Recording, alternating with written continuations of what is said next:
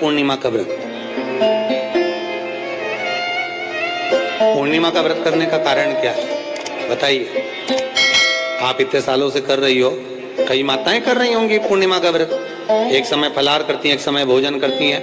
भोजन में खीर का होना जरूरी होता है पूर्णिमा के व्रत में। दूध की सामग्री होना जरूरी होती है पूर्णिमा के व्रत में।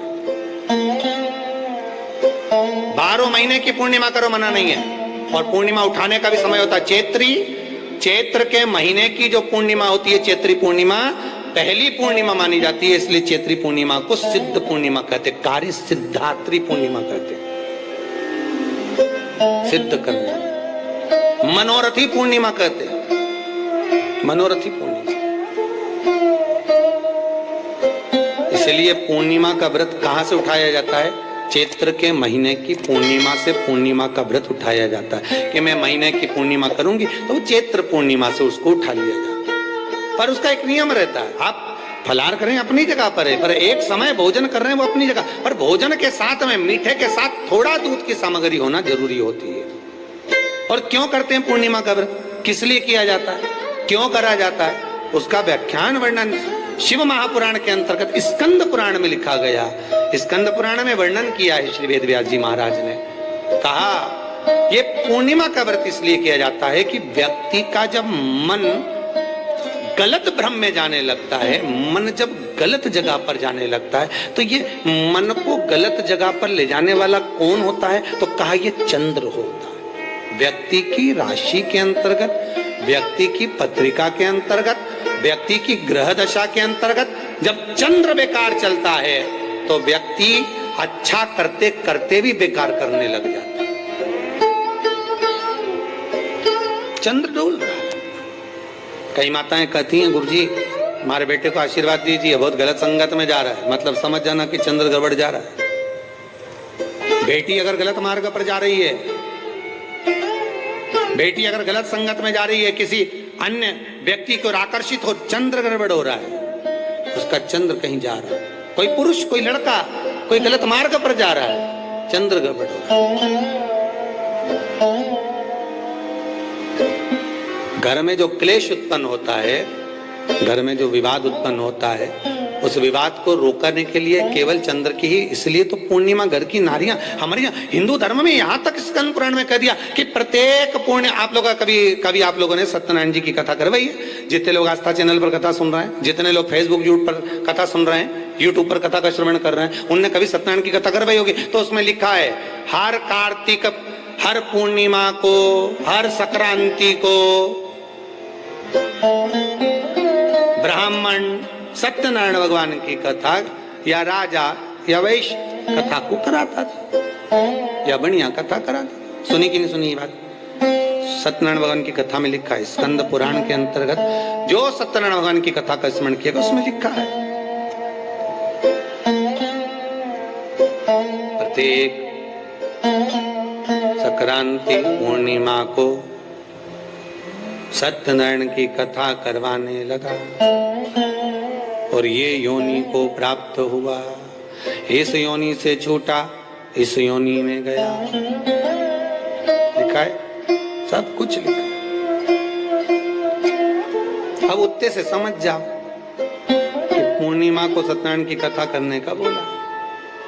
तो पूर्णिमा को सत्यनारायण की कथा का क्यों बोला? वैसे तो रोज कराओ सत्यनारायण जी की कथा, प्रतिदिन कराओ, मना नहीं है। आपके यहाँ कोई विशेष फंक्शन है, आप सत्यनारायण जी की कथा करवा, पर पूर्णिमा संक्रांति को और संक्रांति को पूर्णिमा को सत्यनारायण की कथा का स्मरण क्यों करवाया गया? क्योंकि पूर्णिमा के दिन अगर ये भगवान का व्रत रख लेगी, पूर्णिमा के दिन अगर ये खीर का प्रसाद बना लेगी, थोड़ा सा दूध की कोई सामग्री बना लेगी और भगवान को भोग लगा देगी, भले सत्यनारायण भगवान के भाव से बनाए, भले सत्यनारायण जी के निमित्तार्थ बना, पर अगर इसने सत्यनारायण भगवान के निमित्त से बना, पर पूर्णिमा के दिन अगर ये व्रत रखेगी, उपास रखेगी या कोई सामग्री बनाकर भगवान की पूजन कर लेगी, तो इसके घर में जो अशांति है वो शांति में बदल जाएगी। इसलिए कई घरों में आज भी सत्यनारायण भगवान की पूजन हर पूर्णिमा को करती है। माता किताब लेके बैठ जाती है, तुरंत उन्हें ऑफिस जाना, कहीं काम पे जाना, और तुरंत उसने जल्दी कलश रखा, कलश नहीं भी रखे तो भगवान की पूजन कर को रखे,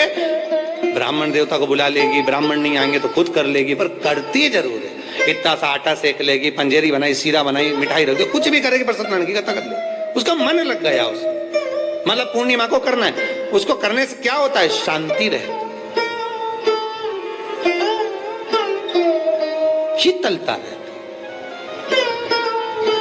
जिसके घर में हर महीने की पूर्णिमा को खीर बनती हो, ध्यान दीजिएगा, बहुत सुंदर संवाद चल रहा है, बहुत ध्यान देने वाली बात है। प्रत्येक महीने की पूर्णिमा को जिसके घर में दूध की सामग्री बनती हो, दूध की सामग्री तैयार होती हो, खीर प्रसाद तैयार होता हो, उसके घर में कभी क्लेश नहीं हो सकता। चाहे सास बहू एक दूसरे के सामने वो कहे ना, वो सांप और नेवले की लड़ाई क्यों ना, फिर भी शांति हो जाती है। पर प्रत्येक महीने की पूर्णिमा होना चाहिए। ये नहीं कि तुमने एक महीने की पूर्णिमा पे बना लिया और दूसरे महीने की पूर्णिमा को गायब कर दिया। फिर किसी ने कह दिया आज चूरमा तो बन रहा है, दाल बाटी तो बन रही है चूरमे के साथ में, लड्डू बन रहे हैं, तो काय को खीर बना रही हो? तो तुमने अब वो खीर प्रसाद। महापुराण की कथा कहती है महाराज,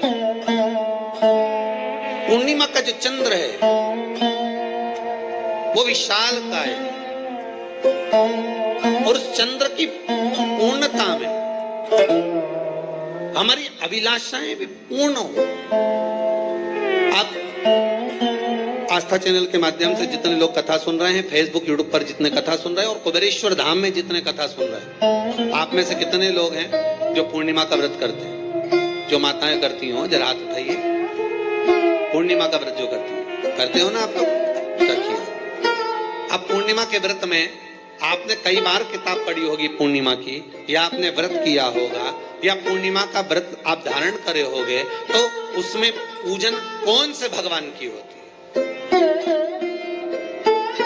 पूर्णिमा के व्रत में किस भगवान की पूजन होती है? तो कहा पूर्णिमा के व्रत में केले के खंभ लगाकर पूर्णिमा का जो ध्यापन होता है, पूर्णिमा की जो पूजन होती है, उस पूजन में शंकर और पार्वती की पूजन की जाती है, शिव और नारायण की पूजन करी जाती है, शंकर और पार्वती का स्मरण किया। किसकी पूजन होती है? शिव पार्वती। क्यों शंकर और पार्वती का पूजन क्यों करा जाता है पूर्णिमा के व्रत में? क्योंकि शिव और माता पार्वती ही केवल एक ऐसे हैं जिन्होंने अपूर्ण लक्ष्मी को भी पूर्ण बना दिया था। किसको पूर्ण बनाया है? लक्ष्मी।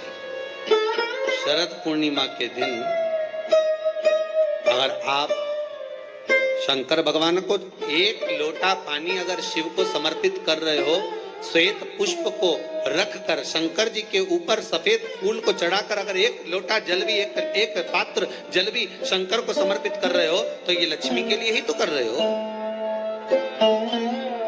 और कौन सी लक्ष्मी? पूर्ण लक्ष्मी। पूर्ण लक्ष्मी। आपको पहले भी कथा में कहा, एक बार भगवान विष्णु के सामने लक्ष्मी मैया ने बहुत तेज स्वर में कह दिया था, नारायण, दुनिया के लोग आपका नाम जपते हैं, दुनिया के लोग नारायण नारायण कहते हैं, दुनिया के लोग आपका भजन करते हैं, पर सत्य मायने में कहूं ना तो मेरे बिना दुनिया के लोगों की नहीं चल सकती, मेरे बिना दुनिया नहीं चल सकती, संसार मेरे बिना नहीं चल सकता। भगवान विष्णु ने कहा ये तो गलत है लक्ष्मी आपका कहना। एक दिन लक्ष्मी को अहंकार आ गया, अहंकार के संबोधन जब माता लक्ष्मी करने लगी तो भगवान उसी समय पर भगवान विष्णु को क्रोध आ गया और भगवान विष्णु ने कह दिया लक्ष्मी तू इतनी बड़ी बड़ी बात कहती है कि तेरे बिना नहीं रह सकती संसार। मैं तुझे कहता हूं लक्ष्मी तू अपूर्ण है, तू अपूर्ण है, तू पूर्ण कब हो गई?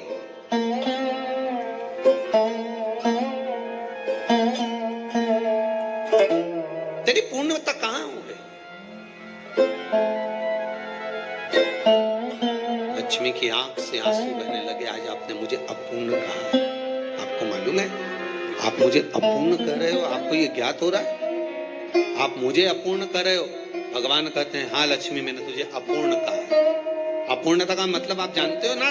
भगवान कहते हैं लक्ष्मी मैं सब जानता हूं। लक्ष्मी रोती हुई माता सरस्वती के पास पहुंच गई। सरस्वती ने पूछा क्या बात है लक्ष्मी, क्यों रो रही हो? लक्ष्मी जी ने कहा क्या बताऊं सखी, मेरे पति ने आज मुझे अपूर्ण कह दिया। तो क्यों रो रही है तू? अपूर्ण अगर कह दिया, पति ने ही तो कहा है ना, तो क्यों रोना? चल मेरे साथ। और सरस्वती मैया माता लक्ष्मी को लेकर सीधे पहुंच गई माता पार्वती के यहाँ जब पहुंचे, माता पार्वती ने लक्ष्मी जी को देखा और सरस्वती को देखा तो पूछा कि बात क्या है, क्या हो गया ऐसा, क्या हुआ, क्या है ऐसा जो तुम दोनों आज मेरे पास में आई, क्या हुआ। पार्वती जी कुछ बोलती, शिव जी का ध्यान माता सरस्वती की ओर और लक्ष्मी की ओर गया और भगवान शंकर जान गए कि आज भगवान नारायण ने लक्ष्मी जी को अपूर्ण कहा है। अब देखें माता पार्वती क्या कर सकती है, इसको पूर्ण बनाने के लिए करेगी क्या। क्या हुआ, माता सरस्वती जी बोली लक्ष्मी को अपूर्ण कर दिया, अपूर्ण कर दिया। हाँ तो क्या सोचना उसके लिए, इसको मैं अभी पूर्ण बना देती हूँ। माता जगत जननी पार्वती ने गोदी में विराजमान गणेश जी को उठाया और उठाकर लक्ष्मी जी की गोद में दे दिया। ले लक्ष्मी, आज से तो पूर्ण हो गई, लक्ष्मी आज से तो पूर्ण। गोदी में जब तक संतान नहीं है तो नारी को लोग अपूर्ण समझते हैं, पर माता पार्वती जी ने संपूर्ण ब्रह्मांड में एक सिद्धता प्रदान कर दी कि अपने गोदी के लाल को, अपने गोदी के पुत्र को माता ने लक्ष्मी की गोद में देकर लक्ष्मी को पूर्ण बना। वो दिन कौन सा था, यही शरद पूर्णिमा का दिन था।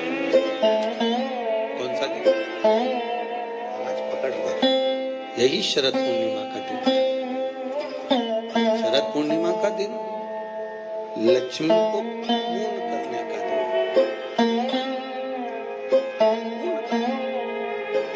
केवल अमृत ही नहीं बरसता, शरद पूर्णिमा के दिन लक्ष्मी भी बरसती। लक्ष्मी पूर्णिमा के कितने व्रत होते हैं, बोलते जाओ, जरा जल्दी जल्दी बोलो। पूर्णिमा के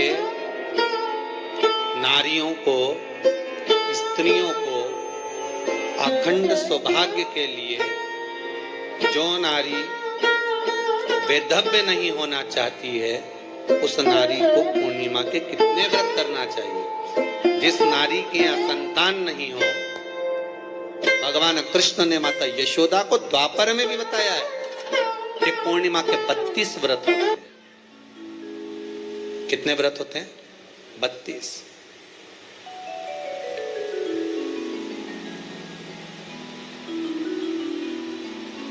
स्वयं भगवान कृष्ण यशोदा रानी को, माता यशोदा जी को भी बता रहे 32 व्रत। अब आपको किसी ने बता दिया होगा कि 8 कर लो, 7 कर लो, 6 कर लो, 12 कर लो, इसलिए आपने बोला कि 12 कर लीजिए, 32 कर लीजिए। अरे यहाँ तो द्वापर की कथा भी कहती है। यशोदा जी ने एक बार भगवान कृष्ण को रोक कर कह दिया, ए कन्हैया रुको। कन्हैया बोले, बोलो माँ क्या बात है। कन्हैया जरा रुकिए, इधर आओ जरा। भगवान कृष्ण आए। हाँ माँ बोलिए। किस जगह का प्रसंग है ये, जिस समय पर राधा रानी कुरुक्षेत्र में नंद बाबा और यशोदा जी को लेकर कुरुक्षेत्र के कुंड में, ब्रह्म सरोवर में स्नान कराने के लिए लेकर जाती है, ग्रहण का समय पर। और जब भगवान कृष्ण उस कुरुक्षेत्र के उस सरोवर में स्नान करने आते हैं, तब यशोदा जी ने अपने लाला से प्रश्न किया, पूछा है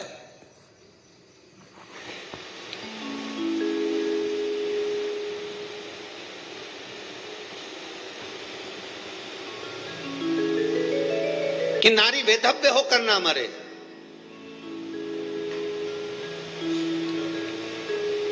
उसका पति कोई रोग से ग्रसित ना हो, उसका पुत्र किसी रोग में ना पड़े।